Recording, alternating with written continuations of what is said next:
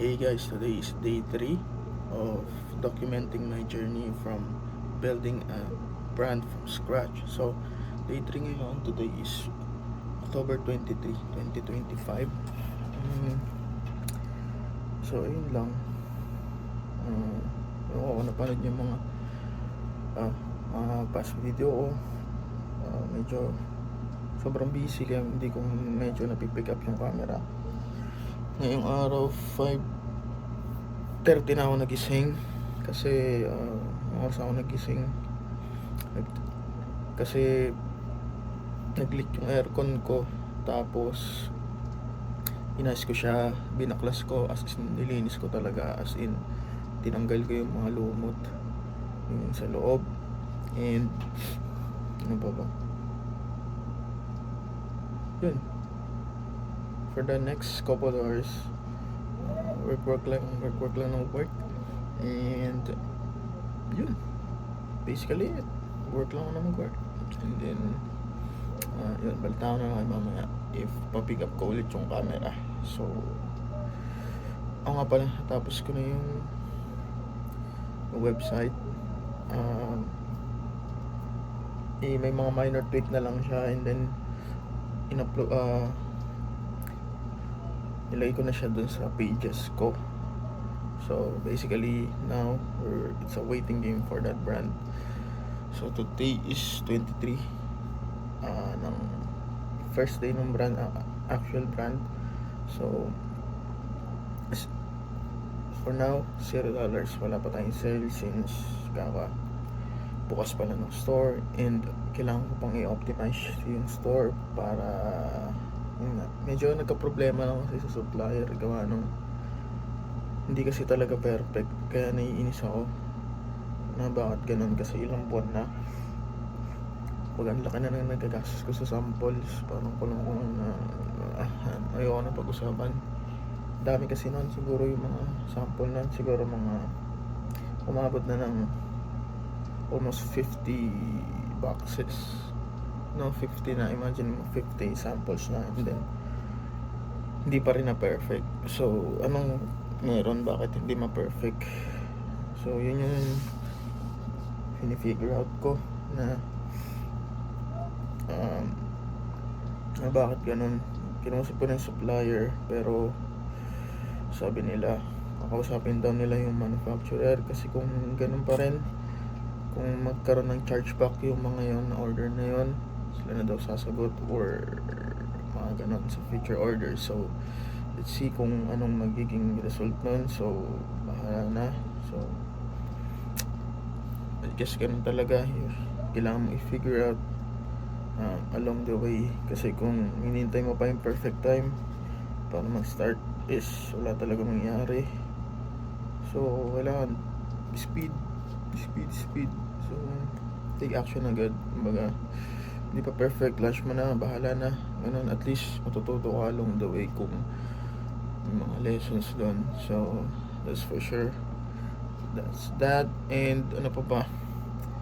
So basically yun, update ko na lang kayo mamaya. So ito yung day 3 ng building from zero, from scratch to building a brand. So hey guys, quick update lang. So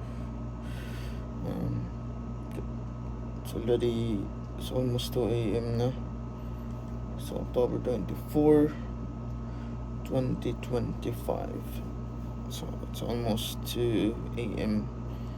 Yeah, work pa rin ako. Actually kailangan ako tapusin ngayon eh.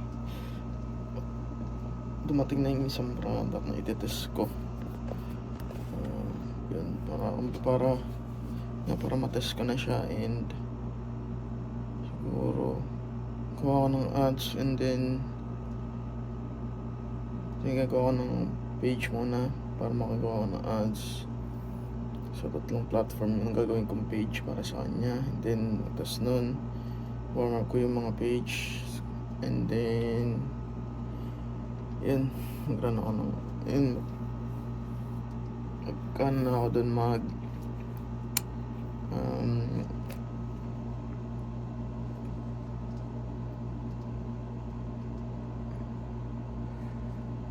ayun, gawa ko ng ads. Baling gagawin ko yun.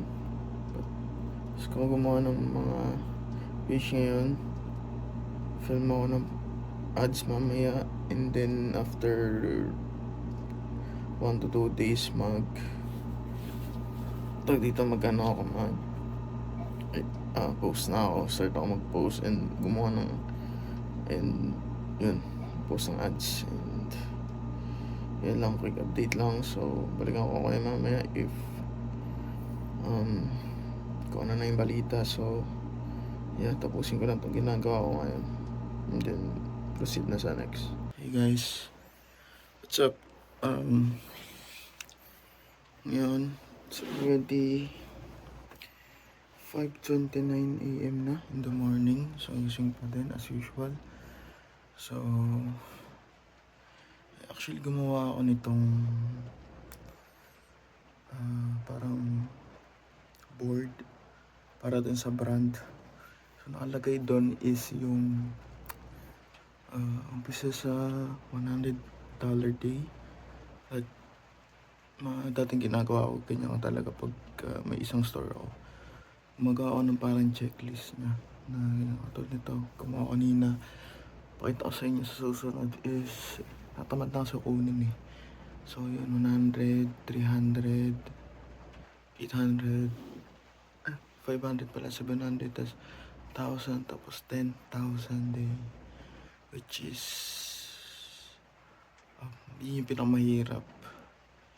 So naka $1,000 day na ako dati sa ibang store. So syempre iba naman tong store na to. So yeah, yun. So ngayon edit na lang ako ito lang ako yung laptop. So edit ako ng ads and then tulog na ako. Nakagawa na naman ako ng ng mga ideas, content ideas na gagawin ko para dun sa mga yon, sa mga dumating na product. So may balak pa akong ordering isang product which is yung more pong adult siya type shade. So ordering ko yung mga yon, and yeah, that's pretty much it. Yun lang naman ang o-ordering ko. Ang balong orderin. So yeah, yun.